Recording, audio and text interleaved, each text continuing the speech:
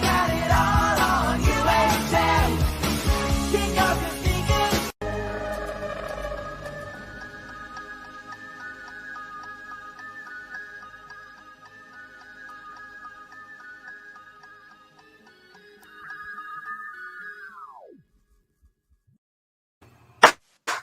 What did I tell y'all? What did I tell y'all? Last time when we had the our Loki review, I said that we would try to get up earlier, and thankfully this time we did. Guys, it is another video, of course, reviewing this week's episode of Loki. Maybe season 1. I don't know at this point. This is episode 3, Lamentis. First off, let's address the elephant in the room. I got a weird-ass haircut right now. My barber fucked up, and so my hair looks like this. But anyway, get that out of the way. I know you guys are going to be questioning it. So anyway, we'll just get right into it. So, you know, before we talk about this week's episode and everything that went down, I got to introduce my co-host here. You know, everyone needs an annoyance in their life, similar to how Loki's annoyance is Sylvie. My annoyance is the person that is co-hosting with me. Here he is, Film599. And as you can see, I have more hair than Kevin. Now, I know. That's weird. This is like what you look like in like 2015 when I met you. Anyways, but no. Let's go to Film599's TV recap show. Iconic. Anyways, what's up, you guys on Film599 here again, and yeah, we're here to talk about the latest episode of Loki. I'm very excited. There's you know, not too much to talk about with this episode, but that's not necessarily a bad thing, because overall I would still say this is a really good episode. So I do think we've got some things to talk about. Yeah, I mean, I'll just get into that right now. So I saw a lot of people after this episode going on Twitter, you know, ranting about the fact that not a lot really happened in this episode and that this was a lot slower than the first two. But I actually felt the opposite way. Obviously, yeah, there wasn't as much going on thematically as the first two episodes. But honestly, and I think you'd agree with me on this, Film Fan, I think the show has been so well paced in terms of its pacing, in terms of its story, that I actually think it earned this episode to kind of just like slow things down and, you know, really just get a chance to dive a little bit deeper into what's going on, get a little bit more into the headspace of these characters. So I didn't mind the fact that this episode was a little bit more contained than the first two. It was a lot more simplistic in that way, but I don't think it was really missing anything. I think it still has the things that has made this show great up to this point, and I still found myself really enjoying this episode quite a bit. Yeah, same. I really liked it a lot, honestly. I do think this is a very good episode. I liked how we kind of get more we get more in depth with Sylvia, that's her name, right? That Sylvie, yeah. Sylvie. Yeah, so I like how we got more deep with her character, you know, got a little bit more development with her, and I really enjoyed it a lot. Honestly, it was a very good episode. I did like this episode quite a bit.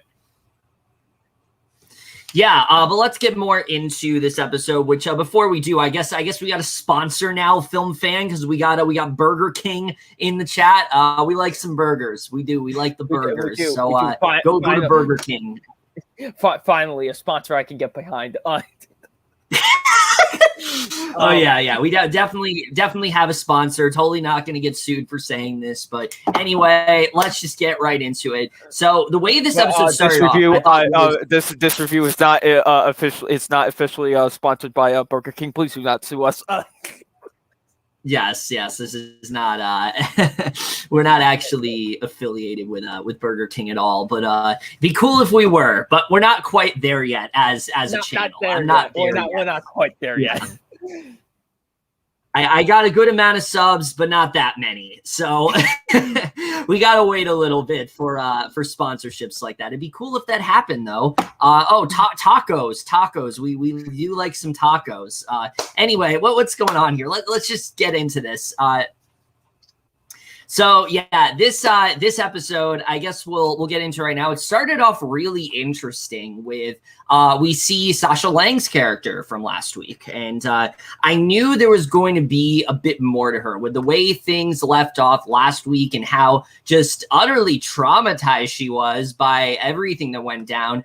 I knew something was going to happen, but I did not anticipate what we were really going to get here, where we see seemingly Lady Loki. At this point, we don't know her name is Sylvie, so we're just going to refer to her as Lady Loki until she says what her real name is. But basically, they're sitting in this restaurant. They're just kind of like chatting. It seems like these two have been friends for a while, and I was really confused for a little bit. I was like, what's really going on here? And, you know, they're talking about things like brain freezes and things like that. And then all of a sudden, it shifts to Lady Loki asking about guarding the timekeepers, and you can see that this immediately throws C20 off. You can see that she is doing everything she can to try to deviate away from that conversation, but she keeps bringing it up, and this is how she ended up giving her that information about the timekeepers and things like that, and that's why she like lays unconscious and all that stuff. And I thought this was a really good reveal. This is one of those things where I feel like in a lesser show, this is something we would have gotten like way later on. I like that we already have this reveal. We already know what happened with C20, how she gave her, the code and things like that. And also gave us a little bit more of an idea of, how she's able to manipulate her in that way. What did you think of this opening scene overall? Very good. It was really interesting. It really threw me off guard at first, but I really liked it a lot, honestly. It just kind of shows what kind of Sylvia is kind of capable of, honestly, and I really liked seeing that a lot. So I did think this was a very good opening scene.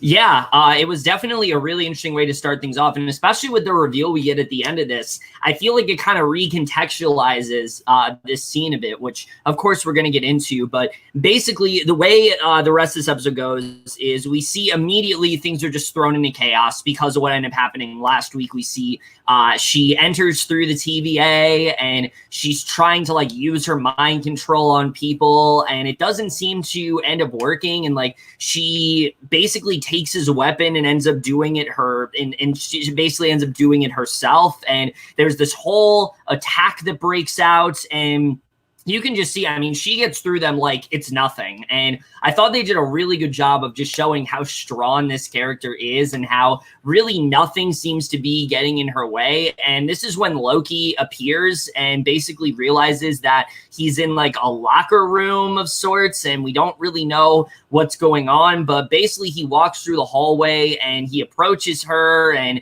she's brandishing this sword, and we get this really good fight scene between the two. And this was definitely one of my favorite parts of this episode. I mean, I knew we were going to get this eventually, but I like that immediately these two are already like duking it out. I really enjoyed this action scene quite a bit. Yeah, I did too. And it was funny, Loki's reaction when he was back in the TVA. He was kind of like, shit. I thought it was pretty funny. And yeah, and the fight scene between the two of them was really good too. I did quite enjoy it a lot. I thought the choreography with it was actually really good. So yeah, I thought it was very, very good.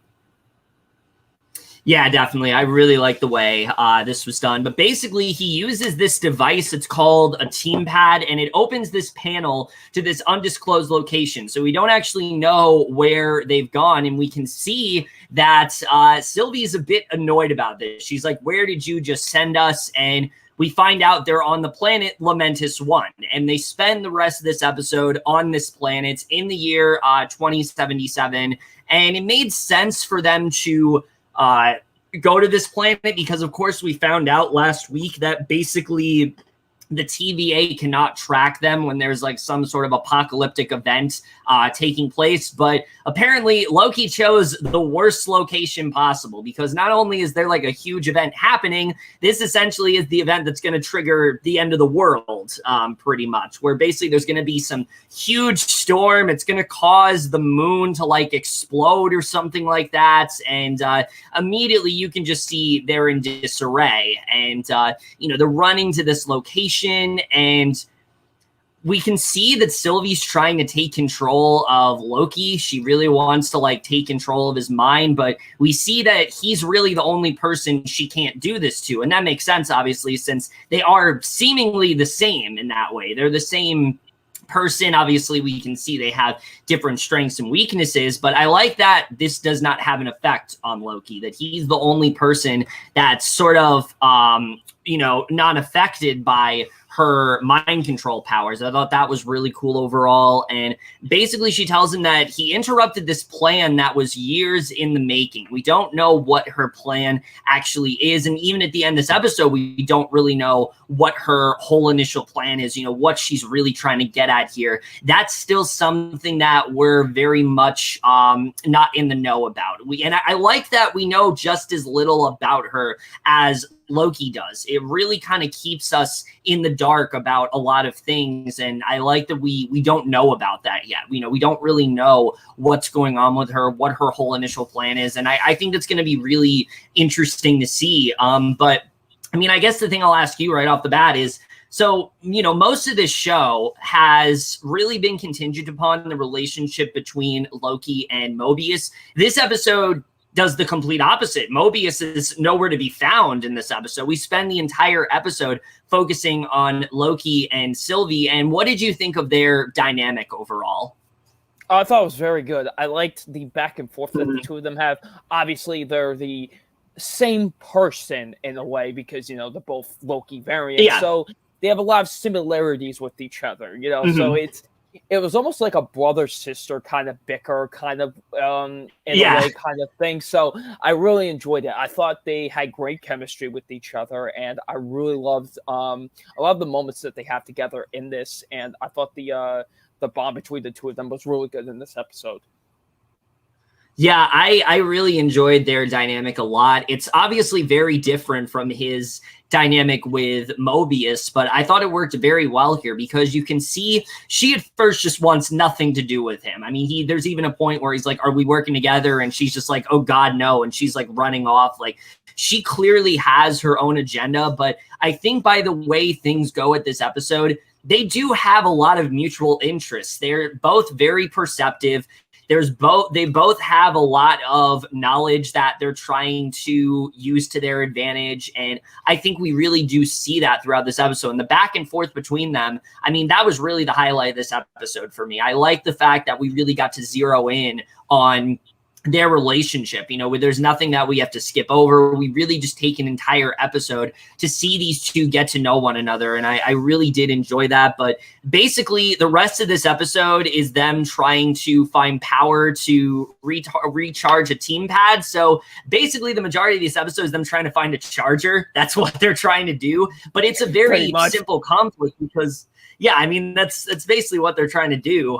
But it's good because it's a simple enough conflict to where it gives us enough time to really see their dynamic, take the forefront. And we learn eventually that this variant is known as Sylvie, as we said, and he's trying to analyze her plan a bit more, which seems to be to wipe out all of this existence, for some sort of power, but we don't really know what that really is all about. And so basically now, since, they're not really supposed to be on Lamentis 1, they have to find a way to disguise each other. And basically they're trying to find different places to, recharge this device. There's a point where they stumble upon this woman and basically Loki makes himself look like her dead husband. So like he can try to like get in the door, but you can tell that she's not really buying that. So I thought stuff like that was was a lot of fun. Or when they're at the train station and he's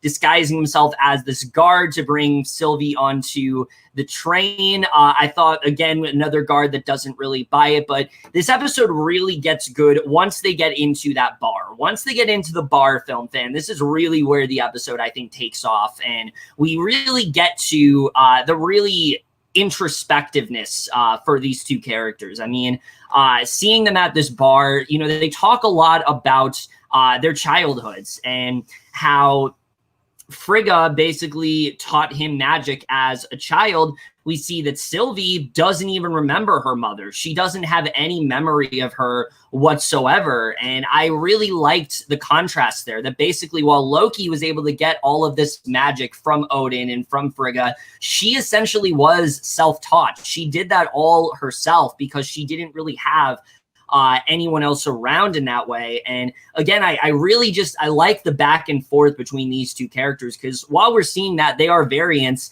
they're not exactly the same. Obviously, you know, she has these more like telepathic, you know, mind control abilities, and he has more like, you know, abilities where he can disguise himself. I thought that was really cool overall.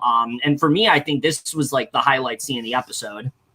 Oh yeah, I would agree with that. I really like this scene a lot. I really liked seeing them, you know, talk about their lives and their childhoods and stuff like that, just to get kind of a understanding of each other. And I really like that a lot, because, like you said, you know, even though they are the same, they're you know, the same person, they're not really the same person. You know, they're really different variants of each other, and I really like that a lot, and we really get to see that in this scene, and I really enjoyed that a lot. Honestly, I thought it was really, really great.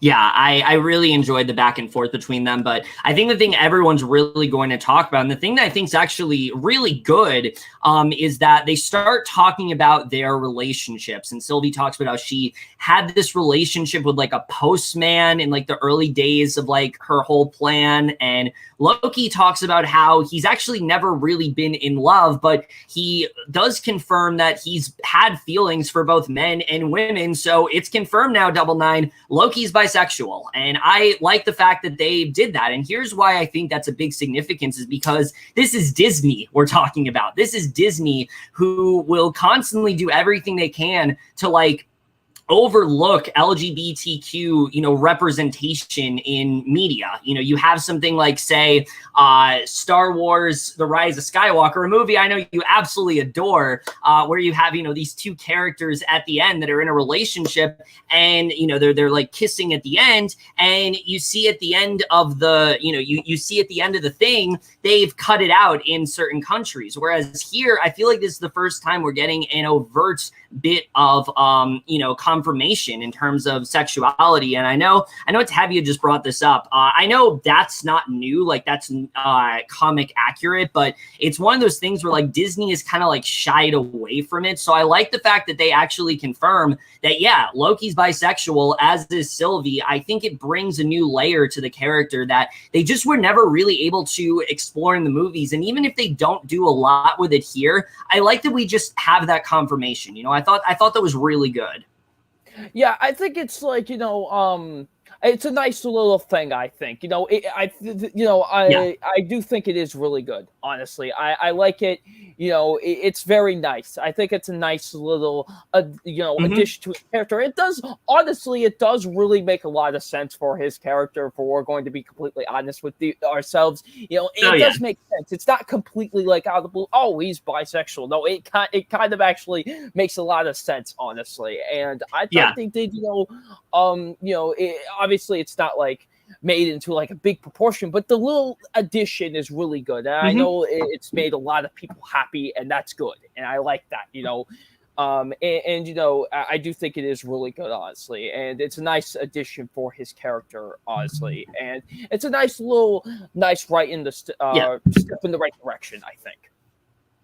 Yeah, definitely, especially for Pride Month. It's really good to see them actually be like, okay, we can actually do this. Like, he can say he's bisexual. We're not going to beat around the bush about it. You know, he's actually going to admit it, and that's something I did enjoy about this episode. I thought they did a good job with that. But we then get probably one of the funniest moments where Loki gets really drunk and he's like singing along to this song that was like, I don't know what language it was in, but it was really funny to watch. And then we get this really great moment where, you know, from in the first Thor movie, when Thor was drinking, if you remember, he throws down the glass and goes, another. And then Loki does the same thing here. And I thought that was a really nice touch. As someone who is not a big fan of the Thor movie, one of the things I did appreciate about the Thor movie was the fish out of water comedy. I thought there was some fun stuff there. And that was a nice little nod, I think, to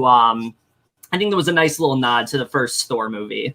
I that's immediately what I thought when I saw that. I was like, okay, that's a nice little nod. I like that. So the scene overall I thought was, you know, it was pretty funny. You know, he's basically he's drunk off his ass, and it's great. I really enjoyed it a lot. So it's a pretty fun scene.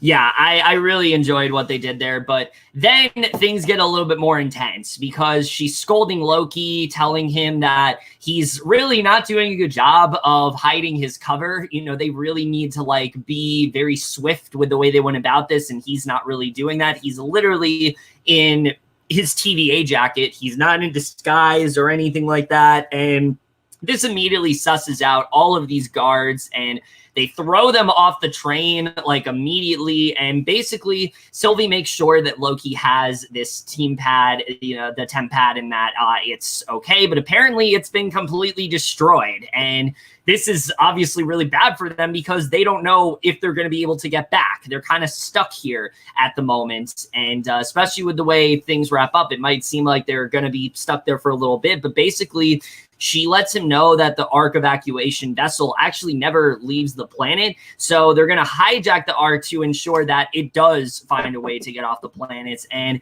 this is where we get to probably the biggest revelation of this episode, because obviously this episode is a bit more low-key, a little bit more focused on the characters. Low-key.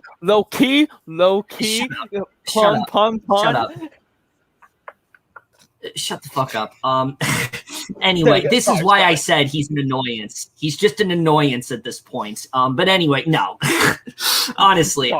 Okay, so we do get to probably the biggest revelation in this part of the episode, where she talks about, you know, Sylvie brings up the TVA and how apparently, you know, the TVA agents that we've seen up to this point, we thought, okay, they were basically born by the timekeepers, and that the timekeepers essentially, you know, made all of these TVA agents, and that they created everything. That's what Miss Minutes told him in episode 1. Turns out that's not actually the case, that actually the TVA hunters and Minutemen are also variants, and they've just forgotten about the fact that they're variants. And this changes a lot, actually. Now, obviously, we don't know if she's telling the truth. She could be manipulating him here. She could be trying to, you know, get him to get on board with her plan. But if this is the case and the TVA agents are actually variants, I mean, what implications do you think this has on the rest of the show, Double Nine? Obviously, now, like you said, we don't know if she's telling the truth or just trying to manipulate Loki, but I can't lie. Right. When they did say that, like, oh, they were chosen, but I was like, nah, there's something fucking fishy about that. No, there's something fucking fishy about that. I don't believe that for a second. So, you know, obviously she could be lying to him, but it does kind of, like, I don't know, man. Like, it could be the case because, like I said, I've been suspicious about that since they said that in the first episode. So, you know, right? Who knows? And I'm very curious to see where this goes next, honestly. So, yeah, it was a pretty big revelation, And it's going to be very interesting to see where this goes in the next episode and the next few episodes.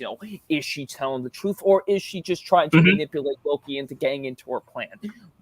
Only and like I said with the opening scene with C20, I think this revelation kind of changes the way we look at that scene. We thought before it was just her manipulating C20 into giving up the code, but for all we know, maybe her and C20 in another reality where, her actual self, maybe they were actually friends. Maybe they have some kind of relationship. I feel like there's a little bit more significance to that. And maybe I'm looking a little bit too deep into it, but I feel like a lot of these characters we don't really know right now. And I think the show has done a really good job of not telling us a lot about these characters. Like Gugu Mbatha-Raw's character, for example, we know she's the judge and that she's doubtful of Loki, and that's it. The other TV agents, we know that they're TV agents that are very dedicated to their job, and that's it. And I feel like a lot of that was purposeful, because if this is actually true, what this means is who we thought were these people are not actually these people. And I'm excited to see,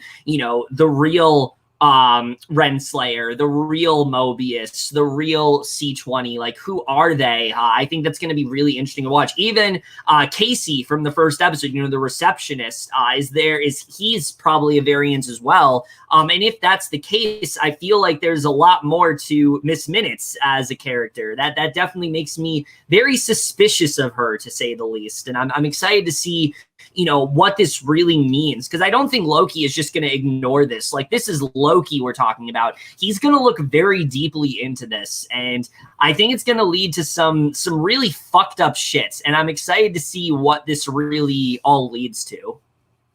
I thought you were going to see. I'm excited to see what that fucked up shit is. But anyways, but no, yeah. I mean, that too, because I'm excited to see what that fucked up shit is. But no, it's gonna be very interesting, to say the least. Because like you said, Loki's not gonna ignore this. He's gonna look as deeply as he can into this, and I'm really excited to see where this goes. Yeah, I'm very excited to see what they really do with that. And I think, again, it's really going to change up some of what we know. I've seen a lot of people say this, and I feel like they're kind of hinting at the fact that the TVA is worse than what we think they were. Like, they're not entirely sincere about what they've done. There's a little bit more shadiness behind them as an organization. And I think we're going to start to dive a bit deeper into that within the next episode. But before we get more to our speculation and things like that, the way this episode ends, I thought was phenomenal. I mean, a lot of people said that, this episode didn't have a lot of action. There wasn't a lot going on. And I think, did you not see the last 6 minutes of this episode? Because we get one of the most stunning and riveting action scenes we've seen in this whole show. It's this one take sequence where basically they realize that they're doomed. There's no way they're going to be able to get out of this. And basically, they arrive at the Ark, and Loki realizes, holy shit, all of these people are going to die. There's nothing we can do to save them. That's just the way this has to work, because obviously they can't make too many alterations to the timeline. And that's something that I, again, was just really taken aback by. And they run through this crowd, but immediately the moon ends up impacting and the vessel's destroyed, and they're just left there. And we don't know how they're going to get out of this whole situation. Now, I'm pretty sure they're going to find a way out of this very quickly next week. I don't think we're going to spend an entire episode with them trying to get back to the TVA, because we only have 3 episodes left. But as a cliffhanger, I mean, it was a pretty great way to wrap things up, especially with how well done this action scene was. I really shouldn't be thinking this about this ending, but I thought that ending was fucking hilarious. Because just Loki's just really? We're fucked. We're fucked. He's literally you just see him there. He's like, we're fucked. We're fucked. We're screwed. It was great, honestly. I really loved it a lot. The action sequence building up to it was great too. Done in this one take style and stuff like that. It was really cool. And then when you see the fucking moon crashing into the vessel, then in fucking Sylvia's reaction too, she's just like, oh, fuck. Like they're all just like, fuck. It's great. I don't know why. I just was fucking dying because they were all just like, well, we're screwed. So, but I am curious. I was just gonna say, but I am curious to see now what are they gonna do to get out of here now. Yeah, I don't know how they're going to get out of this. I think, again, they're going to find some kind of way, but I am very excited to see what this is really leaning to. And that's really the way this episode wraps up. Like I said, not a ton going on in terms of the story, but they really did a good job of focusing on the characters. Getting into the directing for this episode, I think once again, what they did a really good job with is, scaling things back a bit. The first two episodes were very plot driven. They were trying to give you an idea of what this show is really going to be all about. This episode really took the time to focus deeper on these characters and their essential purpose within the show, especially for Sylvie. There's a lot more we know about her. We don't know what her essential plan is. We don't know really what she's driving at, but we know that she knows a lot more information that Loki doesn't. And there's clearly a reason for that. So I'm excited to see, what that really does lead to. And I think the way this episode was directed was really well done in that way. It was very fun at points, but I think it also it gave this, it gave a sense of an emotional core to their relationship that I thought worked really well together. I like seeing the similarities, within their characters, but also the differences between them. I thought they did a pretty good job with that. The writing, especially, I thought was really strong here with the way this episode was done. And I know you talked about this before we came on here, but I don't think this episode was too short at all. I think they did everything they could have, really, when it comes to this episode. I think they gave just enough character to everything going on, and I don't think they needed to do anything too crazy. Not every episode needs to have this like earth-shattering moment, which this episode does. I do think it has that earth-shattering moment with us thinking that, holy shit, the TVA might actually be variants, and that kind of changes things up. But I'm saying, like, not every episode needs to have that like game-changing moment. Some episodes can be a bit more low-key, and I like the fact that this one was. Low-key. Shut up. Low-key. Shut up. No. Shut up. But I'm gonna do that. I'm not here for your antics. Honestly, I'm not here for it. I'm not here for this anymore. Put me back in, you son of a bitch. Anyways, but no. But yeah, I think the directing was really great with this episode. Once again, this episode visually stunning. This episode, especially with the planet and all that. And yeah, the writing is really strong here too, honestly. And I thought with the 42-minute runtime that they had with this episode, I thought they really got done what they needed to do in this episode, honestly. Like, I really like the pace of this episode. And honestly, it wasn't too slow or too fast for me, honestly. I thought it just met just right in the middle, nicely. And I thought they did a really good job with it.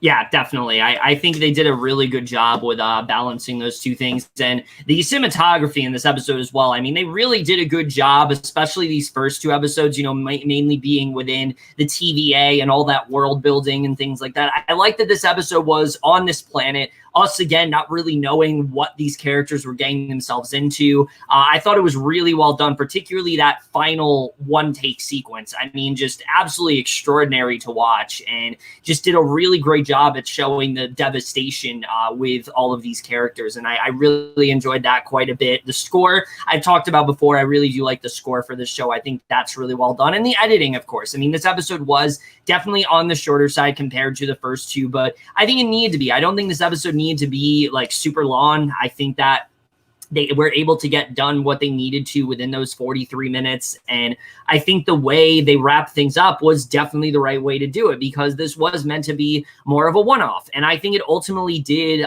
work as such. So I really don't have too many complaints when it came to the pacing of this episode at all. Same. Honestly, I thought it was really well done, honestly. It found that nice balance, in my opinion, especially with it being shorter than the first two. Really did find that nice balance. Yeah, honestly, this episode was another really strong one, I think. Obviously, again, there wasn't as much forward momentum as some of the other episodes, but we still do get a lot of revelations. The idea of the TVA all being variants, that can really change things up. The opening scene with C20 and Sylvie, what we know now, I think it kind of puts a new perspective into that scene immediately. So I think they did a good job with that, diving a little bit deeper into the similarities and differences between Sylvie and Loki, with him, being someone that was taught all this magic and her being a bit more self-taught, I think is a really interesting dynamic. As an actress, I think Sophie Martino completely stole this entire episode. I really like what she ended up doing as this character. Overall, I think this was another really strong episode for sure. I think they did a really good job of getting us to understand both these characters and giving us a better idea of where the show is really headed towards. The TVA is a very shady organization, and I think we're going to start to see a little bit more of what's really going on there. Overall, I really did love this episode quite a bit, and I am going to give this episode of Loki, episode 3, Lamentis, an A-. Very good episode overall. I really enjoyed the chemistry between Loki and Sylvie. I thought that was great. I thought their chemistry with each other was fantastic. I like getting more in depth with their characters and stuff like that. The directing was great. The pacing was great. Overall, it was a really good episode, honestly. I very much enjoyed it a lot. So I'm going to give it a B+. Shada bang, shada boom. Yes. All right, and with that, that's it for our review of this week's episode of Loki. But before we do wrap things up here, you guys know what it is time for. Film599 is going to give his little spiel, close things out. So go ahead, my dude. All right, we're back at it again. You can find me on the Twitters, the TikToks, and the YouTubes at FilmFan0599. You can find me on those whatchamacallits. And of course you can find me on the letterboxes at WWEFan0599 and Kevin. Just like how a lot of these characters might not be in control of what they're actually doing because they're variants. FilmFan0599 is not control of his letterbox because he can't change the username, and he should really look into doing that because he's seeing a shitty movie tomorrow that he's probably gonna like. So well, we don't know that for sure. If I'm seeing it tomorrow, so we don't want to jinx anything. Oh, you don't know if you're seeing it tomorrow? We'll see. You never know when plans can change and stuff like that. It's never a guarantee with me, so we'll see. That's true. But yeah, other than that, guys, that's basically it for our review of this week's episode of Loki. Believe it or not, we only have 3 episodes left. Insane, I know. But I will say, compared to the other show that had 3 episodes left at this time, I'm feeling a lot better with this show. I feel like this show is going to give us a really good conclusion and wrap the show up in a very satisfying way. Even though I feel like there's going to be a season 2, they're kind of like hinting at the fact there might be. So I'm very confident with how the show is going to wrap up overall, but we'll really just see the way things really do turn out. But other than that, guys, for our review of this week's episode of Loki. Of course, as always, comment down below. Let us know what you guys thought of this week's episode. Love to hear your thoughts on it. We'll see you guys in my next video, and I will see you guys for that. Okay, bye. Okay, bye. He's an annoyance. I'm telling you, he's an annoyance. We got to get rid of him. Got to get rid of this outro.